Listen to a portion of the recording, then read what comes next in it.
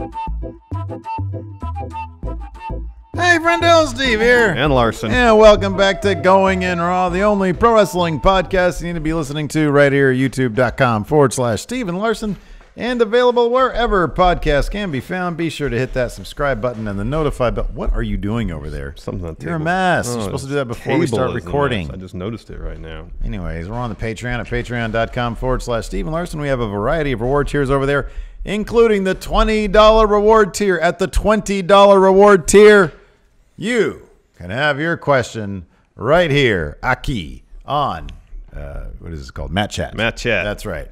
So let's dive right into it. Larson, the first question is coming to us from Jacksonville's number one. He has a really good question. Yes, he does. About the nature of the fan face dynamic. Yeah. Let's see what he has to say.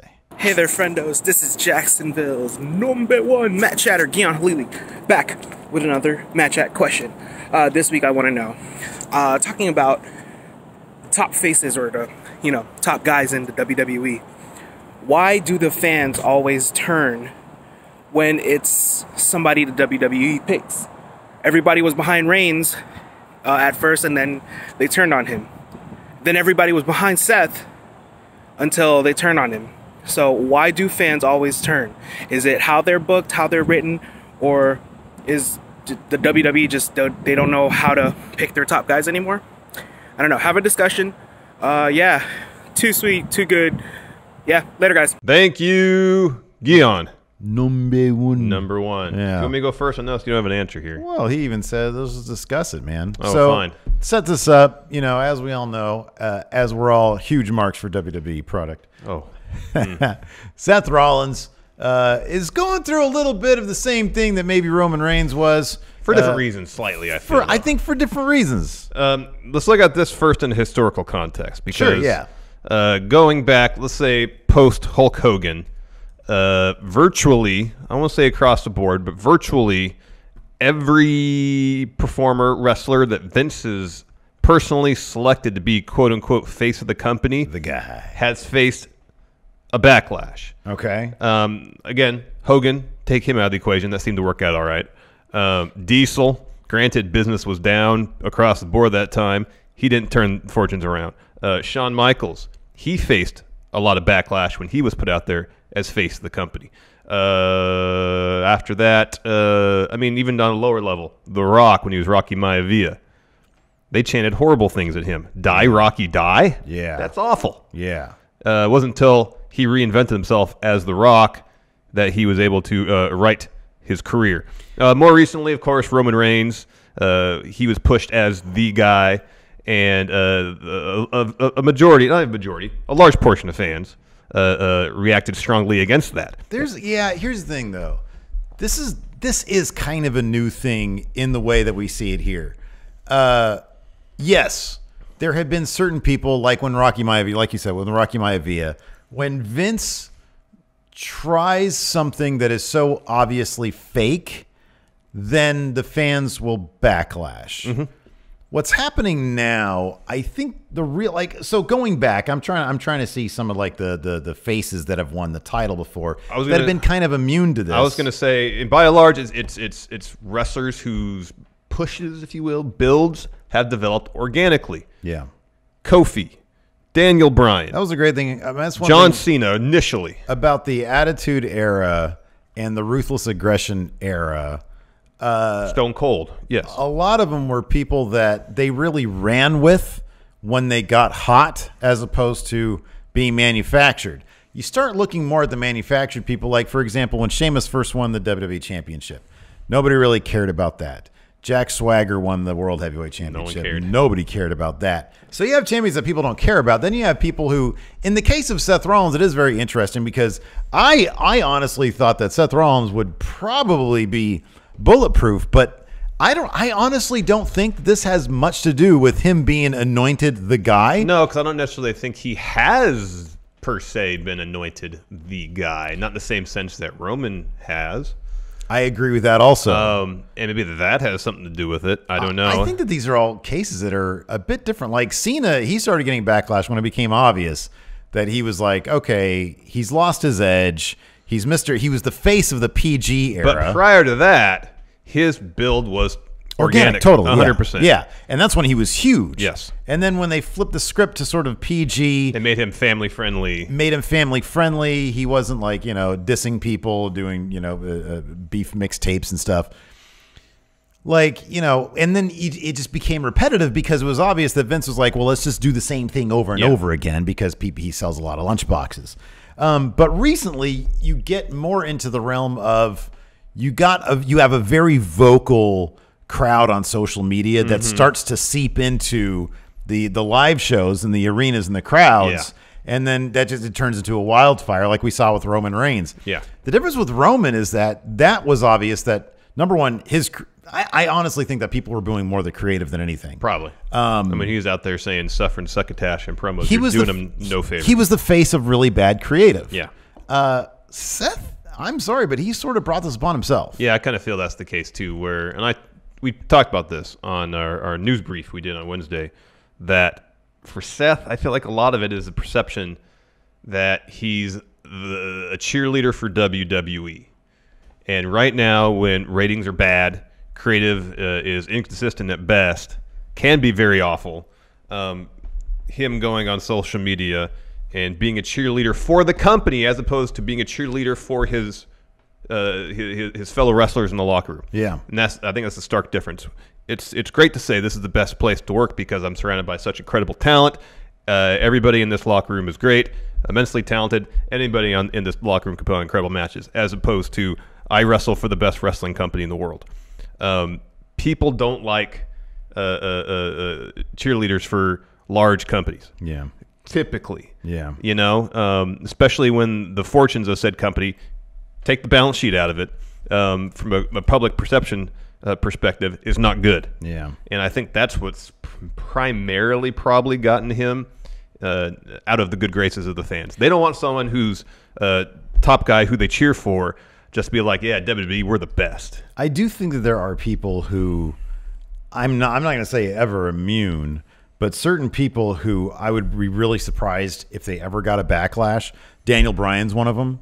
Even when he was a bad guy, that crowd really wanted to cheer for him. They good, really man. did. Kevin Owens, maybe? Kevin Owens. I would say Kevin Owens as well. The way he handles himself, as long as he's a face, I'd be really kind of surprised if the crowd, I would be really surprised if the crowd ever backlashed against Kevin Owens. Yeah. AJ Styles is another guy that people just want to root for. Mm-hmm. Even if he was like #1 WWE cheerleader, I don't see how. I just don't get the sense people would dump on him the same way Seth has. Yeah, they have with Seth. Sorry. And look, I'm not going to say it's all brought on by there has been some creative decisions that I think that Seth would probably would have been on board, probably was on board with. For example, the making his relationship with Becky such a public in storyline thing.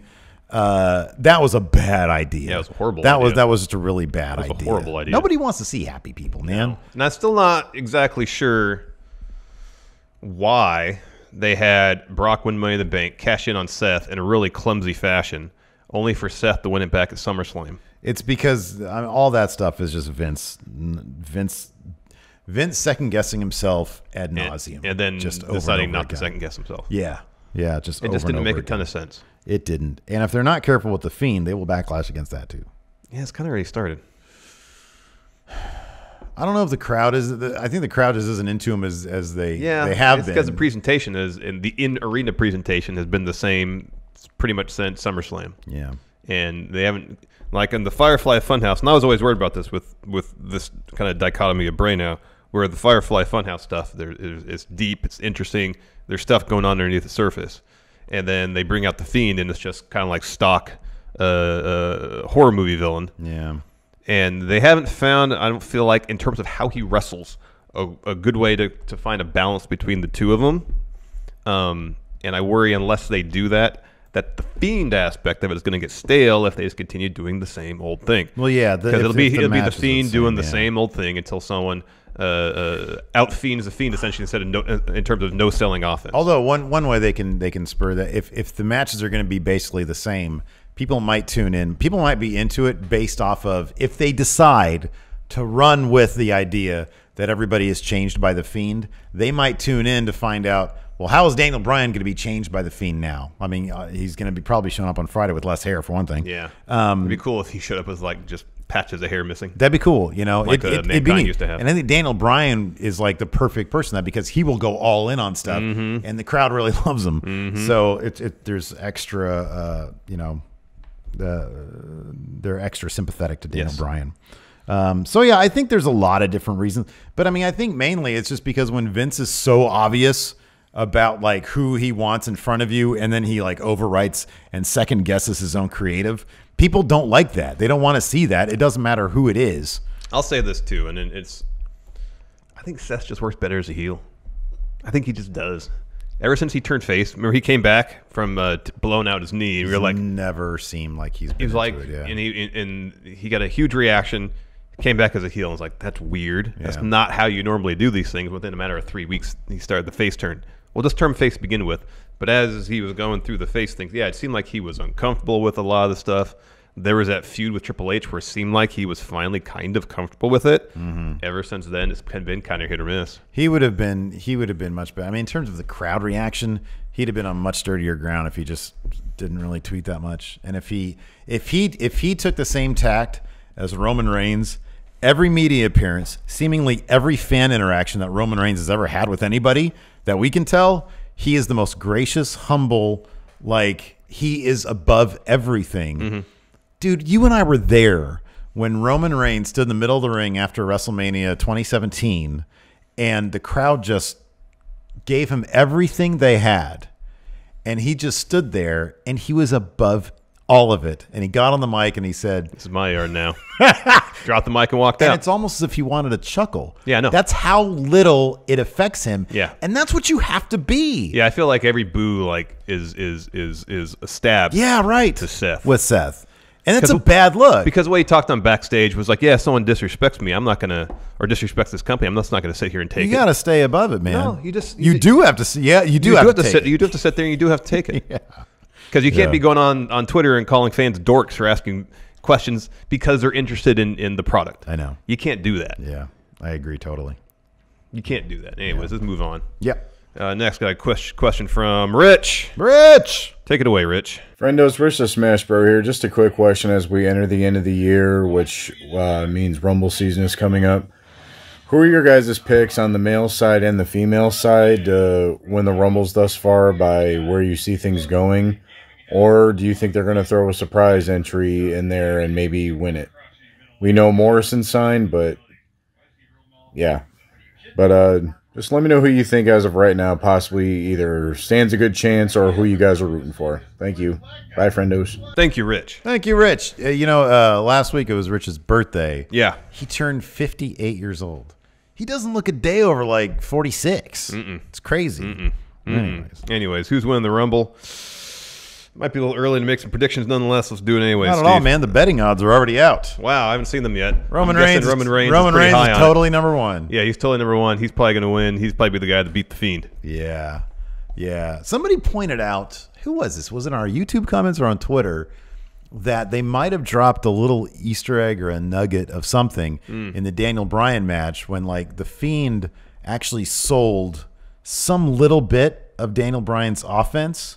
I'd like to go back and watch that and see if they're actually doing something that's kind of detail oriented. Maybe that'd be something interesting. And if they're able to maybe get after the Daniel Bryan thing, one more good solid thing in there with the Fiend, where you're starting to see how the Fiend can be chipped away at. Yeah, he's got to have a weakness. And Roman discovers that somehow, or on the road to WrestleMania tries to piece it together. If they make that story into a really cool match. Everybody loves a good whoodunit. Yeah, good right. Mystery, Yeah, everybody loves a good mystery. Yeah, exactly. And yeah. if Roman Reigns puts on his detective hat. Yeah. I mean, it's got to be because the Fiend character seemingly is, the Fiend character is Bray is so damaged by all the trauma he incurred in his past that he literally has to put on a mask and this otherworldly persona to go out there and more or less do his job now. You know, it'd be in great. process, he's created a monster. Yes, on the road to Mania, if they somehow, it's WWE, you can write it in. swap Randy Orton over to SmackDown. Mm-hmm. Wait. No, he's on Raw. He's on Raw, so you wouldn't have to swap anything. Cool. Is give Bray, the Fiend, that win over Orton. No, the Fiend's on SmackDown. Okay, then swap him over there. I'm so confused. Yes, right, Brock's on Raw now. Anyways, swap Orton over and give the Fiend that win over Orton that he didn't get at Mania 2017. And then after that, on the road to Mania, give him Roman. Because I feel like Orton's that last thing. And Orton's a big face now. Yeah. And he's the cock of the walk. Mm-hmm. I do what I want to do when I want to do it. That's the perfect guy for the Fiend to take down. Then people will be really freaked out about him. Yeah. But yeah, here's the thing. There's always that moment in the horror film, right?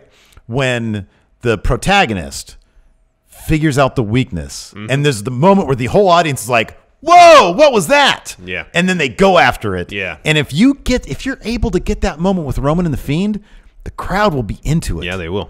That's a story right there. That is a story. Let's see if they do it. As far as the women's side, I'm not exactly sure if the goal is a 4 horsewomen match, how they're going to get there. Yeah, I guess your answer does it. So I'm going to give an answer outside of that. Sure. I'm going to say Ronda shows up. She wins the Rumble. Oh, yeah. Yeah, okay. Sasha.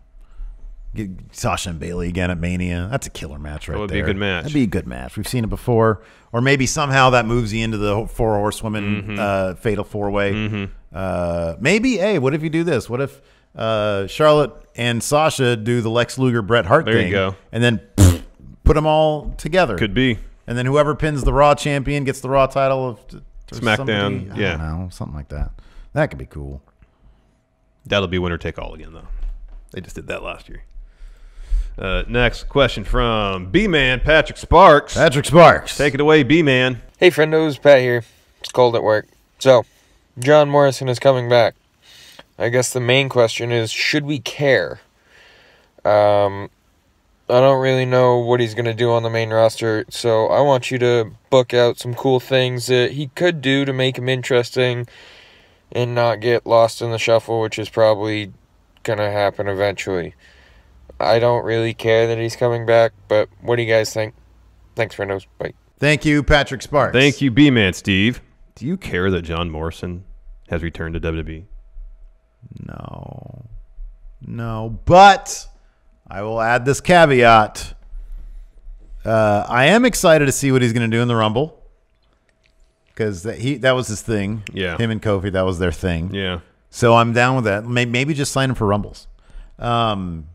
I have an open mind. Totally. I'm willing to see what they're going to do with him if it's cool, but I want the new. Same. Be new. Same here. I would rather, if they're going to debut John Morrison on Raw, I would rather that have been Damian Priest. Yeah. Or bask in his glory Keith Lee, which might actually happen in the new year. That would be great. That would be great. Or maybe just keep him on NXT. I don't know. I want to see him. I want to see Keith Lee be the man to beat Brock Lesnar. Oh, that'd be great. Oh, crowd would be. That'd be great. Tell me, is there anybody who you'd rather see on Good Morning America, on Access Hollywood, on the red carpet, carrying that whatever title Brock has, WWE Championship, than Keith Lee? No, that's the guy to do it. Yeah, man. Anyway, so do I care about John Morrison? No. Am I open to the idea that if they do something cool with him, I'll be into it? Sure. Why not? Yeah. Could be worse. Put him with The Miz. Put him with The Miz. Oh, gosh. They need tag teams. Put him with The Miz. I have a tag team idea. What do you mean, oh, gosh? That's a good idea. They were good together. Yeah, that was also 12 years ago. What's old is new, baby. Do I care? Not really. I have an open mind. I'm hoping for the best. He'll put on some good matches. He'll do the thing again where it's slow-mo. I guess that's cool. Anyways, you're on to something with a tag team idea. However, he's going to join forces with someone that is as athletically gifted as himself, pew, pew, if not pew. more so. Yes, pew, pew, they can run with the whole superhero gimmick. John Morrison and Ricochet. You rebrand John Morrison as a superhero? Yeah. I'd be cool with that. Johnny Superhero. Yeah. Johnny Super. I don't know, something. Anyways, that would give him something to do. Ricochet is kind of on the periphery of the U.S. title scene, kind of. Not really doing much of consequence. They need more tag teams. Have them start a tag team, and then down the line, whoever comes out of the War Raiders AOP eventual collision, they can jump in there and try to get those tag titles off the winners of that thing. I want to know in the comments What would you guys rather see? This is called YouTube engagement. Exactly. Oh, like, by the way. Give this video a like. John Morrison. And hit all notifications bell, too. John Morrison and Ricochet as a tag team, or reteam John Morrison and The Miz. Let us know right now in the comments. And while you're doing that, just hit that like button. Just hit the like button once, and you're good. At least an odd number of times. Or smash it. An odd number of times. An odd number of times. Do it even number of times. It won't stick. You need to get those likes up, and then the little notification bell. Hit subscribe and the notification bell. All notifications. All notifications. You only do a video a day. No, exactly. We're not killing your sub box, man. Well, hopefully not. Anyways, next, Christopher Rampersad has a question. Good morning, Stephen Larson. So my question is about the Universal Championship. And I'm thinking about Braun Strowman. I think Braun Strowman was robbed for getting the Universal Championship before Bray.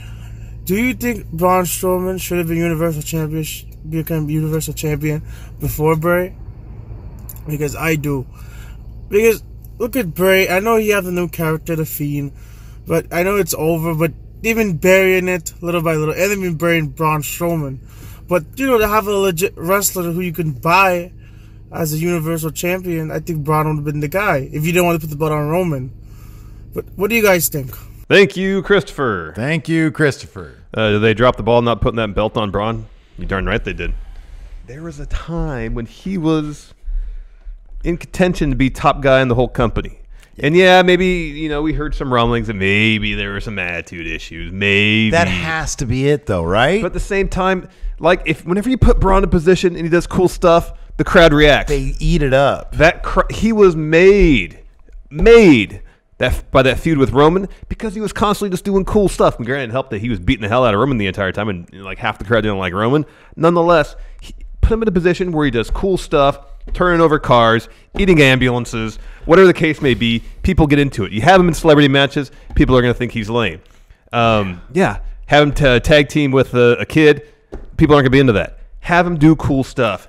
They had so many opportunities to put that belt on him. I'll be honest with you. If there was one guy, and it could have been really cool. If there was one guy who I think might actually be better at Good Morning America, Access Hollywood, in terms of representing WWE, it's Braun than Keith Lee. It's Braun Strowman. He's really good because he's really good with the media stuff.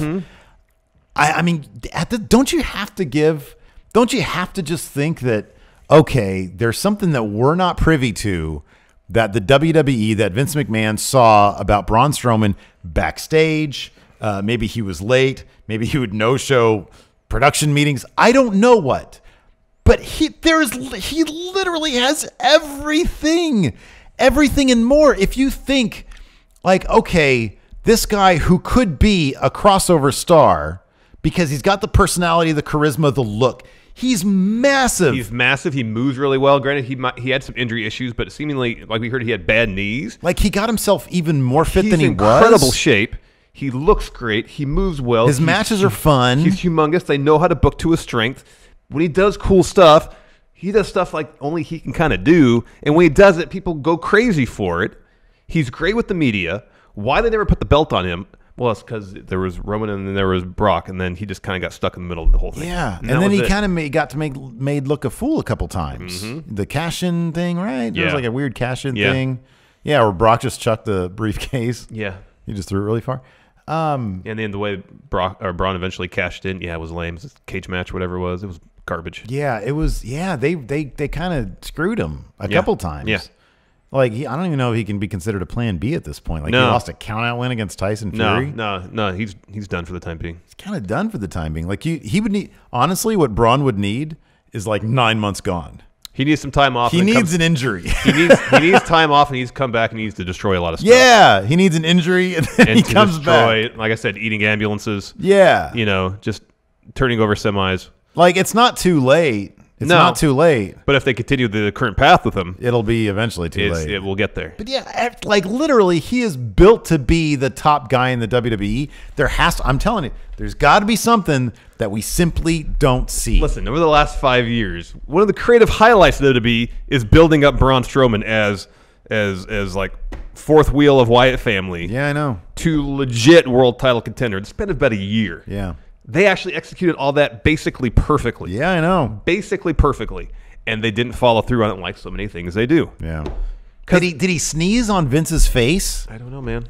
Was he sleeping in the back room or something? Let the guy sleep if he wants to sleep. If he has something in his nose, let him sneeze. I know. If he did it on you, I'm sorry, it was an accident. You can make a lot of money with this guy. I know. At the end of the day, if you can make money with him, I mean, like, if he's no-showing like media appearances, yeah, that's bad because that's when He did that like Elf film. I know. And then like he did a ton of. He does a lot of media stuff. We've not heard anything about him no-showing things. And he's like the most like Braun would fit in any era. He would have been the biggest thing in the 80s, 90s, aughts, and now. It boggles my mind that It's weird, right? There's got to be something missing there. You'd think There's so. got to be something missing. Sometimes Vince just has a thought in his head and can't dispel himself of the notion that, I don't want to put my belt on this guy. And that he just doesn't do it. Like, am I wrong in thinking, and granted, I know this might be, again, let me know in the comments if I'm completely out on crack let right Steve now. know. Let me know if I'm on crack. I understand. I don't know. I'm going to say it. Roman and Braun, couldn't they have been Rock Austin? Yeah. In the right hands, Yes. right? In the right hands. It wouldn't have been the same thing because neither of them are on the mic or up to the level of Stone Cold or Rock. Not quite. In terms of the intensity of the feud and how it could be an era-defining back and forth. They could have been going back to that well over Heck and yes. over again. Heck and yes. if you would have transitioned Braun slowly from the monster who sort of mutters stuff, because we've heard him in interviews. Yeah. And I'm not saying that he's got the Stone Cold level of, because Stone Cold, when he would talk, it was just, you couldn't look away from He's him. captivating, yeah. But Braun might have maybe gotten close to it. Maybe. He was good. He was good. He's got a good presence Like his about him. shoot voice is good. Yeah. Yeah. It could have been an all-time feud. It could have been. Listen, if you think Braun could have been the biggest thing in the industry, Hit that subscribe button, notify bell, all notifications. or if you think that, or if you think he could have been a big piece of crap, just hit like. Yeah. Either way, just hit like. All right, man. Next up, we've got Stephen M. Matt Chat Hall of Famer Stephen M. Man, this dude's showing up every week with these great questions. Yeah, he is. Let's see what he's got this week. Hey everyone, no, Stephen M here in a bitterly cold Galway, Ireland. So I was wondering, do you think we pride pay-per-view matches above TV matches more, even if a TV match is better, sometimes better than the pay-per-view match? Like, say, we've been getting amazing matches on NXT and AEW, and the odds Raw or SmackDown, but mostly NXT and AEW, like Wednesday nights, is just the best wrestling. Do you think more feud should be blown off on TV, and do you think we should give like really good TV matches what they deserve and like count them in the kind of build or feud? So, too sweet. Thank you, Stephen M. Man, I'm going to hit a like button right now just for Stephen M. because Yeah. he's here every week putting in the work. There you go. Just like these wrestlers on TV putting in the work every single week. I agree with Stephen M. I think that, or if the question is rather, are televised matches typically not given as much shine as pay-per-view matches in general? Yeah, absolutely. I mean, look, the industry standard for like, oh, what matches are the best is what? Dave Meltzer's star ratings. He didn't do star ratings for TV matches. And I mean, from time to time, he'll go outside the box and like he'll say, "Oh yeah, on NXT, this tag match, this was a 4.5 star match." But yeah, he doesn't do like straight up match, which is fine. The guy only has so much time on his hands. He's got to devote part of his time to shilling AEW. But that's a joke. But yeah, no, I agree. I think that like we've said that we've said this a million times. Whenever there's a rematch scheduled after a pay-per-view, we always say, 9 times out of 10, oh, this is probably going to be better than a pay-per-view match. Usually is. And usually is. Usually is. So, yeah, I don't think that TV match is I good think enough. the perception is that pay-per-views is where storylines, either there's major story beats or storylines come to a close. And the idea is, at least for a blow-off match, that's the blow-off match. You put everything into that blow-off match Should be on to pay-per-view. make it memorable, so it should be on a pay-per-view. I don't know if that's necessarily the case.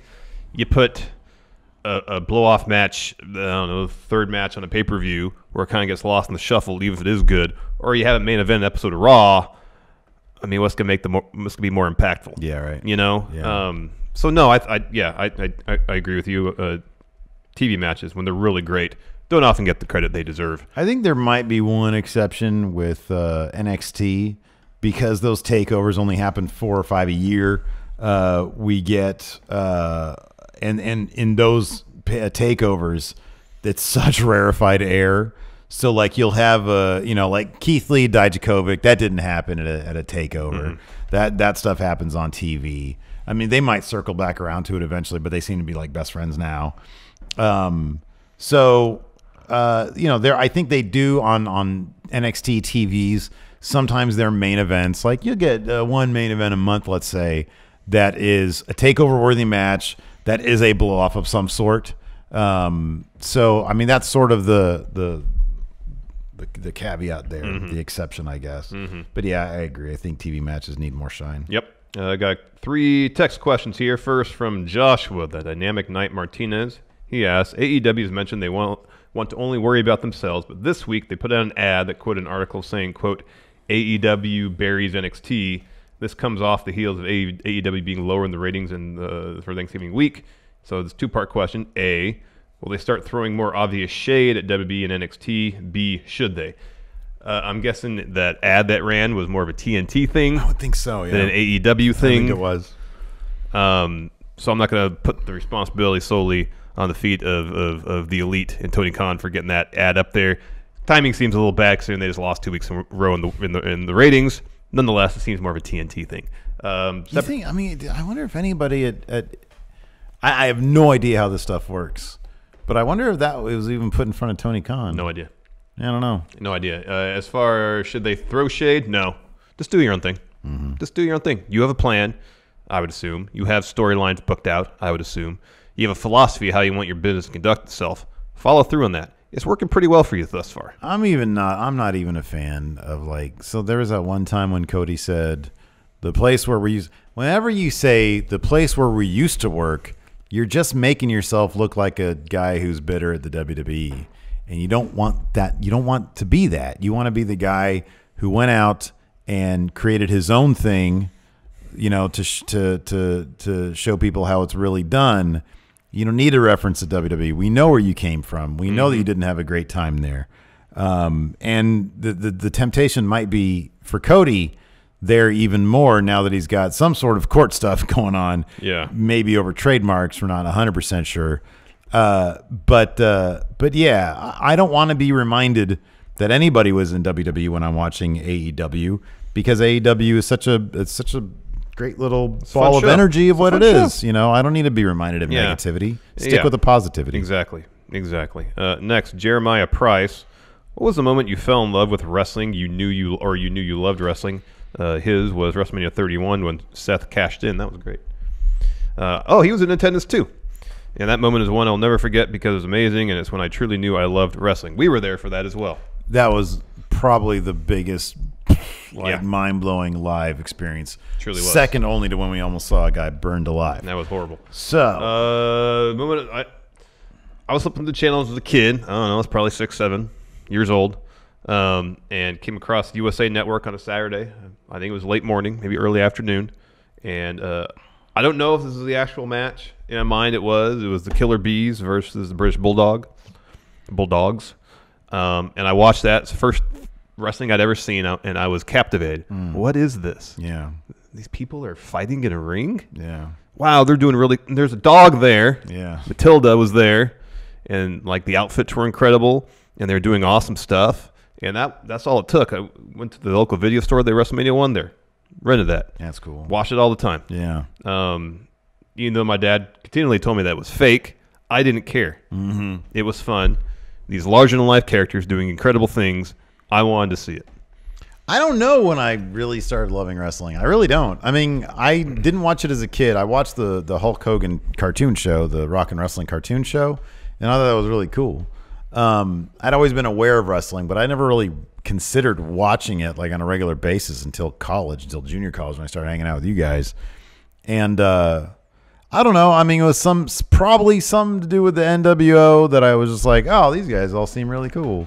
Hogan's a bad guy. That's weird. So I don't know. I mean, it's probably something that had to do with WCW in the late 90s, which is, it was probably something really bad. I know. I do remember this though. I don't know. I can point to a couple moments. I remember seeing the first time I saw the modern WWF product during the Attitude Era was a recap of some sort. Remember how they had the pay-per-view like recap things before you buy the thing, and that was for free. Like I remember watching The Rock turn on Farouk, like bash him with a chair, and I thought The Rock looked really cool. And then when I saw anything related to Stone Cold, I thought that was really cool. So I don't know. I mean, I like the social aspect of it because I started hanging out with new friends. So yeah, maybe I don't know. Maybe when I saw RVD for the first time in LA, on TV there, I was like, holy crap! I didn't know wrestling could be that. Maybe it was that. I don't know. It was not an immediate thing. I don't know if there was one moment. It was a whole bunch of stuff. It was when we got the Wrestling Man 2000. There you go, the almanac. There you go. Finally, Luis Ariza asks, who is the greatest second fiddle of all time? Who is overshadowed in a faction or tag team that was just as good as the main guy?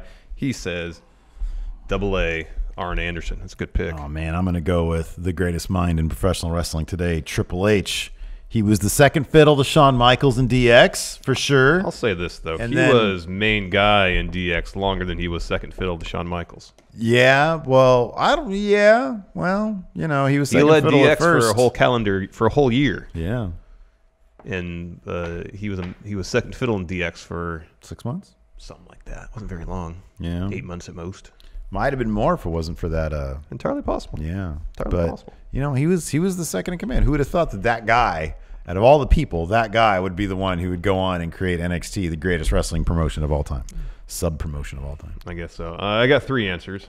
While I'm not well-versed in his work, I always hear that outside of the Freebirds, Terry Gordy was an accomplished wrestler. He's like the hot Carl Anderson of his day. Another person I must include in this because we continually hear that Carl Anderson is like one of the best wrestlers in the world. And if you go back and look at his G1 match, the finals match against Okada. Okada, man, the finish of that match is outstanding. Oh, my God. It's incredible. Next, Scott Hall. Hey, yo. He, in terms of the pecking order of the NWO, the original NWO, the first 3 guys, it was Hogan, Nash, Scott Hall.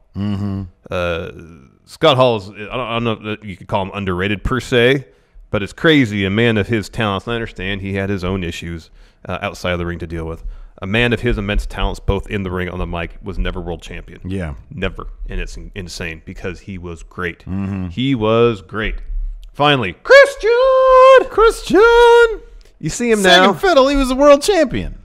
Yeah, he was always second fiddle to Edge, though, man. He was. You see him now. That show he and Edge had. He was great. He's great on backstage. He was great on the podcast of awesomeness. He was always great. When Vince McMahon said, "Don't you read the internet? I hate you." Yeah, that's good stuff. Christian was awesome. He still is awesome. Yeah. I don't think he got the credit he deserves. He had that second fiddle. What? Because he didn't get a live sex show? He's second fiddle? No, because Edge is like the most decorated WWE champion of all time, and Christian got like he's pretty damn well decorated. Yeah, though. He got like a thank you world heavyweight title reign. Yeah, but that's all kind of he was worthy of. No, man. We got to do a top 10 list of thank you world title reigns. That's got to be number 1, right? You would think so. Yeah. Anyways, that's it for Matt Chat. Man, if you want to get involved in this show, by all means, go to the Patreon at patreon.com/Stephen Larson. $20 reward tier. You can send your video question or your text question. But in the meantime, of course, if you liked anything about this show, hit the like button and let us know. And, of course, leave us a comment. Thanks so much for watching. Until next time, I'll talk to you later. Goodbye.